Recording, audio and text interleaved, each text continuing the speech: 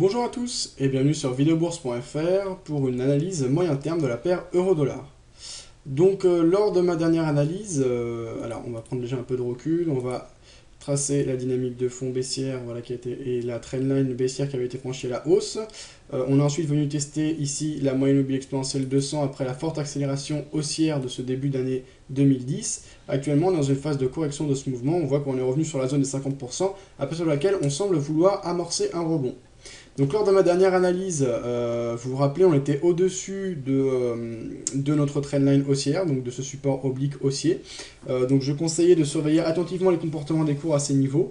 En cas de dynamique de rebond, pourquoi pas de prendre position à l'achat dans le sens de la dynamique. En revanche, en cas de franchissement à la baisse, et c'est le scénario qui s'est observé, ne pas hésiter à prendre position à la vente. Pour les plus prudents, pourquoi pas jouer le pullback, et c'est justement le scénario qui semble voir se dessiner ici.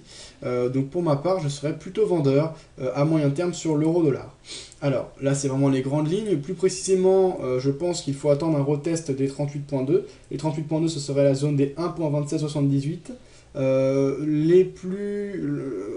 Donc selon les filtres que l'on souhaite exercer, donc plus on va ajouter de filtres, plus la position sera précise. Après, plus on ajoute de filtres également, plus on peut passer à côté d'un signal, donc c'est une question de compromis comme toujours en trading.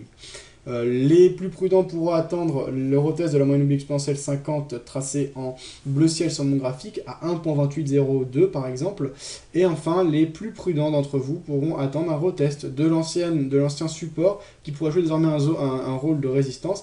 À ce moment-là, on devrait rentrer pas avant 1.2860, 1.2870 selon le temps que l'on met à revenir la chercher. Donc les cours actuels me semblent quand même un peu, on va dire, techniquement peu explicite pour prendre une position. Donc je conseille au moins d'attendre les 38.2 pour une position à la vente.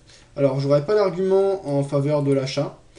Pour ceux que ça intéresse, il y a Évariste Lefebvre qui est un économiste intéressant qui travaille pour New York Financial Press, qui a publié un rapport une vidéo que vous pouvez retrouver sur Vidéo Bourse dans la partie information du jour, donc publié par New York Financial Press, à propos de la situation économique et de la situation du marché des devises, et qui voit bien l'euro-dollar continuer à baisser au moins jusqu'à 1.25. Donc cette analyse fondamentale réputée va un peu dans le sens de l'analyse technique que l'on peut dessiner ici. Alors, à plus court terme, on va relier les différents points hauts, ce qui nous permet ici de tracer une trendline court terme, de laquelle on est sorti un petit peu à la hausse, notamment cette journée. Donc ça amorce bien une configuration de rebond, et ça indique que les vendeurs doivent un peu souffler suite à une belle phase d'accélération baissière depuis le début du mois d'août, donc en gros depuis le 9 août. Donc une phase de rebond peut se dessiner, et je conseille d'être patient et d'attendre des seuils techniques majeurs pour éventuellement prendre des positions à la vente.